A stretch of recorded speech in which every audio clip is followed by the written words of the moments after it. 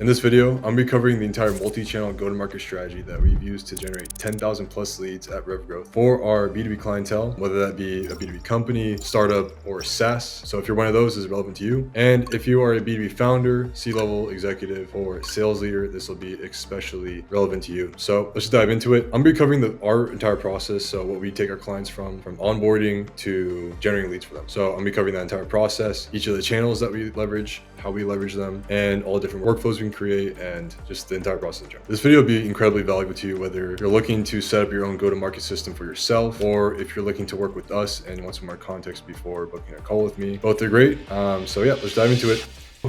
Of course, we're going to need data on the offer that we're going to be creating this go-to-market system for, the company that we'll be creating the go-to-market system for. And once we collect that data, so typically what our process looks like, we'll send an onboarding form to our client. They'll fill it out. They'll give us all the necessary data, like getting understanding of their targeting, who their exact ICP is, what messaging that they sort of present with their company, or what offerings they present, services, etc. And then any other knowledge we need around how they want us to approach the outbound campaigns. From there, we'll assess what channels are viable for their company and their target market. Not every channel is completely viable for every single company we work with, because let's say we're targeting local businesses, right? Doing LinkedIn outbound for local businesses is probably not going to work, because most of these random, store owners, they're not really active on LinkedIn, right? And then let's say for, we're targeting construction contractors, we might want to primarily focus on outbound calling for that, since most of these contractors on their phone, they're not as active on email or LinkedIn, etc. Or if a market we're working with can utilize each of these available channels, then that's excellent. And we can sort of think about how we can specifically implement each mechanism at scale. So the four main channels we leverage when it comes to our go-to-market system is going to be intent signal tracking, LinkedIn outbound, email outbound, and outbound calling. And I'll be diving into each of these channels, how we set up infrastructure for each of them, how we approach the strategy, and how each of them interlinks with each other. So it's not just a case of, we're sending emails, cold emails, and then cold LinkedIn outbound. What we can do, and what the power of Clay has enabled for us and other automation tools, it's allowed us to create these interlinked workflows between each of these channels. So for example, we send a cold email campaign that generates positive replies. What we can do is we can route each of the positive replies to a Clay table, which then pushes leads into a LinkedIn outreach campaign, and also prompts our cold caller to call the lead once a lead has responded as interested. And this all happens instantaneously and automatically through the automation workflows that we create. So I'll be diving into all that and giving a few examples on how that works. But really, from what we've seen and from the millions of messages we sent and thousands of leads we've generated, this is the most optimal system at the moment in 2025 that we've seen in terms of just straight outbound sending without having to spend any money on ads. So let's just dive into it. First, I'm going to cover the outbound email infrastructure, as this is probably what most people are most familiar with, and how we go about creating this infrastructure. So let's just dive into it. So when it comes to the outbound email infrastructure, we set up a mix of just G Suite and Microsoft accounts. Typically do a 50-50 setup. Depending on your industry that we're going to target, we might switch up the setup. So in some cases, let's say we're targeting enterprise, we have a private infrastructure provider that provides us Microsoft accounts that are best suit for inboxing on enterprise accounts. Or let's say we're targeting a niche that's heavily known for using G Suite accounts, such as e-commerce, then we might just go all in on G Suite accounts. So in most cases, we'll do 50-50, but in unique cases, we might switch up the infrastructure depending on what your total addressable market, the providers that they typically use in those cases. Once we set up the inboxes, we will place them all in an isolated IP email sequencing tool that we leverage on our own proprietary instance. And the reason why we like to use our own instance is because, like, as I mentioned, it's an isolated IP. And the reason why this gives us an advantage is because with traditional tools like Instantly or Smartly, these tools are great, by the way. I'm not here to bag on them. The problem with them, though, is that you're placed in a shared IP sending pool with the other senders that use the tool. So if you're in an IP that has other spammer senders, then there's a chance that could be affecting your deliverability without you even knowing. And there's nothing you can really even do about it, to be honest. So we make sure that our IP is fully isolated for every client that we take on so we don't run into that issue. So really with our email infrastructure, we make sure that we're implementing every practice possible to maximize our deliverability, as deliverability has become one of the most difficult bottlenecks that most B2B companies are struggling with. And another protocol we put into place when it comes to setting our inboxes is that we always set up a reserve of inboxes. So let's say we want to send 5,000 emails per day and we need about, let's say 1,000 inboxes. In that case, we set up an additional 500 inboxes on top of those 1,000. So we can, in the case where, let's say we see deliverability performance falling off on some of these accounts, then we can immediately replace those with the reserve, which have just been warming up the back end, not doing any cold sending, and continue sending as normal. So we're not running into an issue where we set up a ton of email accounts, we warm them up for 2 weeks, we send the cold emails, and then deliverability falls off, and then we have to set up a whole new batch, and then we have to pause for 2 weeks, and it's just a constant hamster wheel of just waiting, sending, burning, waiting, sending, burning. It's a very annoying cycle, so we make sure to set up a reserve so we're not running into that issue. And with our typical infrastructures, we have the available sending capacity of going from 1,000 to 10,000 emails per day. On the low end, we do 1,000. We typically don't go below that because we typically want to work with clients that have above 50,000 available contacts in their total addressable market. In certain cases, we work with clients that have less than that, typically on a consultative basis. But we do work with clients that go all the way up to 10,000 emails per day and beyond. But our typical packages are within that sending range. And when we receive replies and things like that from our campaigns, all this gets pushed to Clay. We develop our workflows in Clay, which I'll dive into later. I won't cover that in depth right now. Now, in terms of our LinkedIn outbound infrastructure, let's dive into that. It's quite simple. I mean, we send from our clients' profiles. So whether that be a team member or multiple team members or the founder or a pair of co-founders, we'll send from them. So whatever available LinkedIn accounts that your team has, we will leverage. We don't use AI profiles because AI profiles don't get good results. People can easily tell that a profile is AI now, and a lot of spammers on LinkedIn like to use these profiles. So it really kind of puts a stain on your company's reputation. That's why we always opt in to use real accounts that you or your team members are using. And we always make sure to use proper sending protocols and stay within the LinkedIn sending limits so we don't get your accounts banned or anything. And also we send good messages that get replies, so we don't need to run into that issue at all. And the tool we use for LinkedIn messaging, automated LinkedIn messaging, is HeyReach. They're a great tool. They have plenty of APIs for connecting to our other tools that we use, so we can develop these workflows. A lot of unique workflows we can create, many different instances that we can create within our workflows, whether that be visiting a profile, liking their most recent post, of course sending the connection request, and then of course messaging.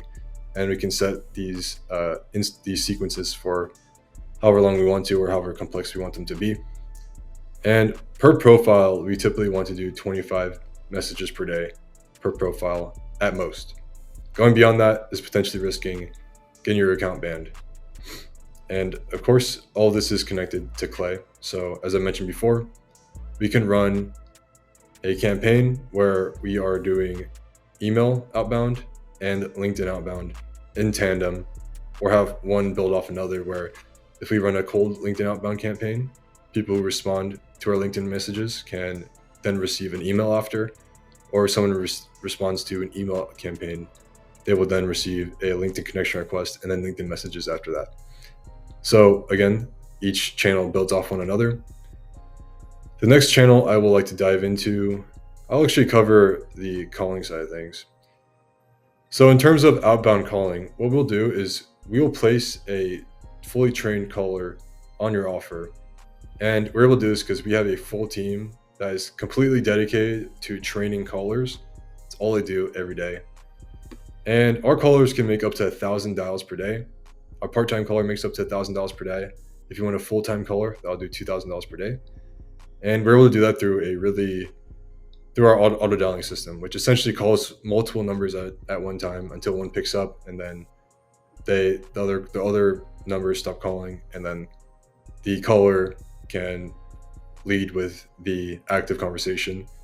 And with this method, we're able to get 100 to 150 real conversations daily. If you're interested in seeing a real caller demo, then of course you can message me and ask if you're curious about that. But our callers have experience calling enterprise accounts and have set up some meetings with some very high level executives at these enterprise companies. I can mention a few. There's some I can't mention, but if you're interested in that, of course, you can message me on that or book a call with me and you can ask me on the call. And with the cold caller, we'll either set up a CRM if you don't have one, or we'll prompt them to join your current CRM that you're using, where they will manage the leads from there and update any leads that we have in the CRM, depending on the calls they make and the leads they generate in the meetings they book. Then the final channel that I'll be covering is going to be the intent signal tracking workflows. So what this is not necessarily a new channel outside of like cold email, LinkedIn, and calling. This is where we'll be extracting valuable data from, essentially. So intent tracking will play into outbound LinkedIn, outbound email, and outbound calling. And I'll explain to you how this works in a second. So what we'll do is we'll leverage these tools such as B2B, Triggerify, and Teamfluence. I'll break down how each of these works. So B2B, what B2B does, it tracks website visitors who visit your website. And the tool just gives you their LinkedIn profile. But with Clay, we can enrich their LinkedIn profiles to find their email addresses, so we can then send cold emails to them. But with their LinkedIn profile alone, we're able to push those leads into a LinkedIn Hey Reach campaign and outreach to those people. These people have obviously shown some intent because they visited your website, and we'll run them through our Clay workflow where they are qualified. So we make sure, because obviously we receive a lot of website traffic, but not all of it's going to be qualified. So we make sure that when we receive a new lead from B2B, that it runs through the full qualification workflow according to whatever your qualification criteria is, and then is pushed to the campaign if they are qualified. With Triggerify, the way this works, it's a tool that can pretty much scrape LinkedIn engagement in multiple different ways. Whether that be if you post LinkedIn content and you want to engage with your audience, you can scrape your most recent LinkedIn post or have Triggerify monitor your new posts and new engagement that your profile gets, push that to a table, have that pushed to Clay. You'll get data on the exact post that they commented or liked on, and then you can enrich their profiles for their email addresses as well, and run some personalized campaigns that are also very warm, because if someone has liked or commented on your post, they obviously know who you are in the first place, but they've shown some intent in whatever you're discussing. Ideally that be ICP relevant content according to your offer, right? And then with Teamfluence, what we can do with this is, what Teamfluence does, it can monitor people who just visit your LinkedIn profile. So if we see a qualified prospect visits your profile, they are a good prospect to reach out to as well. They know who you are. They went all the way to click on your profile and check you out. So they are someone who is viable to reach out to as well. So there's a lot of different things we can do. Another thing I mentioned with Triggerify is we can track top profiles that we want to engage with. So let's say you have a list of 100 people that are your top profiles. We can sort of track their engagement and go after people who are engaging with their audience. There's a lot of different avenues with Triggerfy that we can take beyond just tracking your own audience engagement. And each of these workflows becomes evergreen campaigns. These are all things that are continuously updating on a daily basis and running at all times. So once we create the workflow once, it's running forever, essentially. And it's a very useful workflow. It just generates warm leads on autopilot, and yeah, it's all on autopilot, which is super, super nice. So that pretty much covers the entire go-to-market system infrastructure. And again, as I mentioned, each channel builds off one another. So for example, let's say we're running an intent signal tracking workflow where we're tracking everyone who visits your profile. So if you post content, this makes it extra powerful. So we always incentivize each of our clients to post content, including their team members as well, but especially the founder. So if we have the founder and team members posting consistently, then we can have Teamfluence track the founder and each of the other profiles, which is just giving us a lot of reach. But what we can do is we can have Teamfluence track your profiles.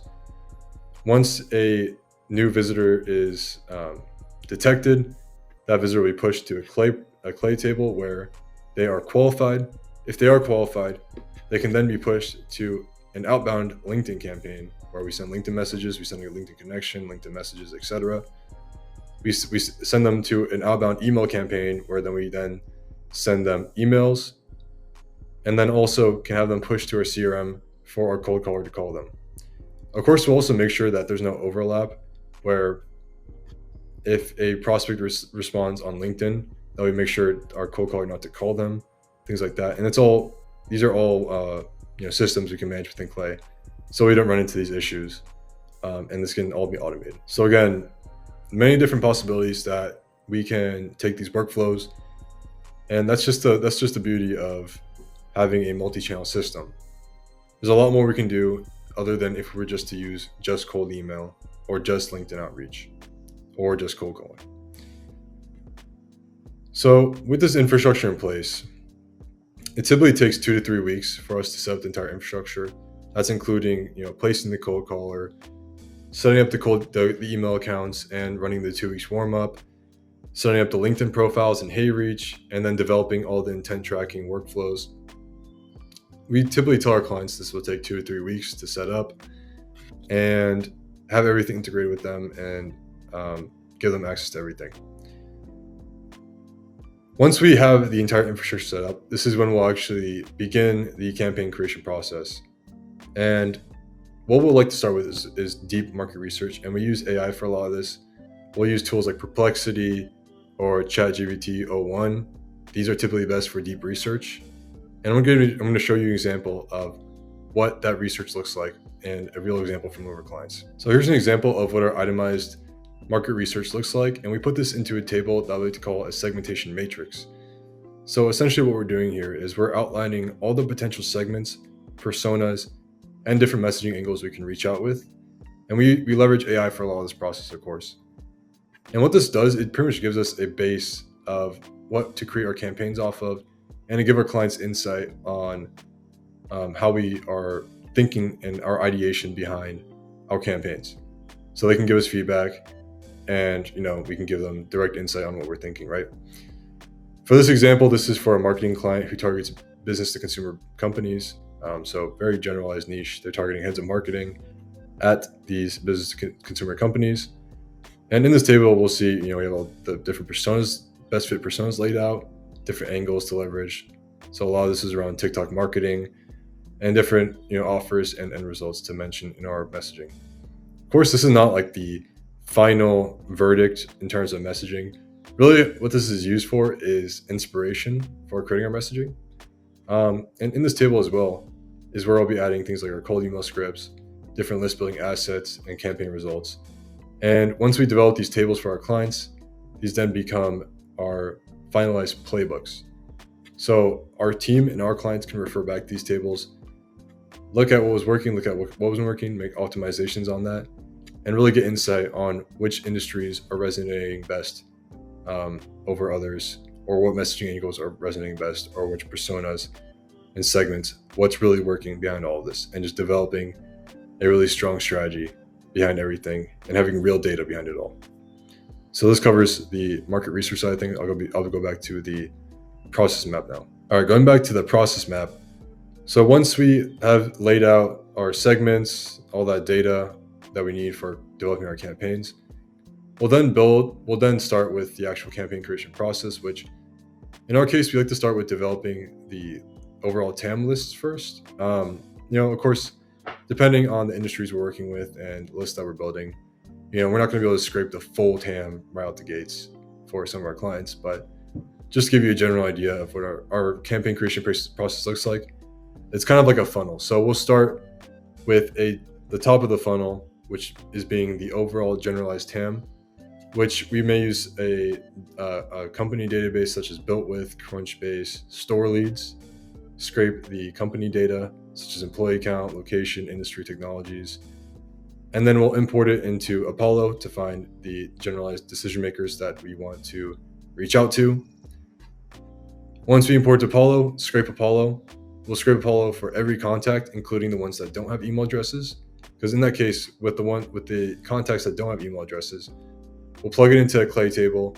We'll leverage our multiple data providers to find more email addresses, LinkedIn URLs, and phone numbers through waterfall enrichment. That's where we'll build our finalized list and have all the data that we really need for our list. And then once we have all the contact data we need, we'll then score that list according to the ICP segments we want to go after, whether it be one or multiple segments. And we'll do that through either deep qualification criteria. So if, let's say, for example, you need to target companies that are running a minimum of 5 meta ads. That's an example of a qualification criteria that we can use with one of our tools, such as Appify. We can use it to scrape their Facebook ads library to detect if they are running multiple ads or not. We can also do it by more generalized criteria just for segmentation purposes, such as seniority, departments, or different sub-industries. But we can really get specific with whatever segmentations you guys want us to go about. But yeah, there's a lot of different avenues we can take in terms of segmenting our lists. Once we have our segments, then we will start formulating our messaging. And the way we typically go about formulating messaging is we start at a market level. So that can be all of, let's say, all of business to consumer companies. Segment can be, let's say, gaming companies. Persona being a marketing leader at these gaming companies. We can then uncover a pain point or a need that they have, and then craft a one-on-one offer to that buyer persona, leveraging the knowledge we have on your services for that particular persona. Also leveraging applicable or accessible data that is on the internet that we could present to them that would be very valuable for them. That's another way we can approach this messaging. And once we craft that sort of messaging angle, we'll of course craft multiple angles that we can test. We'll then launch our campaigns and then continue to iterate on that. We'll perform rapid testing, typically in the first 30-day period. Test 5 to 6 new angles on a daily or let's say on a weekly basis, depending on the volume or the velocity we need to test the scripts on. Some clients, they take longer to find a winning angle for than others. Some first campaign we launch absolutely rip right out of the gates. So then that's a great sign, of course, but that's not something that I could promise for every single one of our clients. So in that case, we always make sure to just rapidly test on all of the fundamentals that we know consistently work and all the playbooks that we've ran for similar clients that have consistently worked. And that pretty much covers the entire process from setting up the infrastructure to launching the campaigns and generating the leads. Of course, our entire system is completely done for you. We, of course, offer multiple packages such as consulting or infrastructure setup.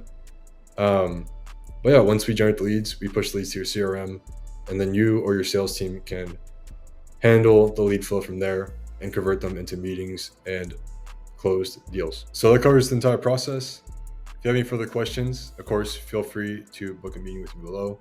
And of course, if you're interested, feel free to book a meeting with me below. I am the co-founder at RevGrowth. Me and my partner have been working together for about 2 years at this point. We've worked with dozens of B2B companies, sent millions of cold emails, sent millions of messages, and booked thousands of meetings, generated thousands of leads. So yeah, if you're looking for a go-to-market partner, we are going to be your people.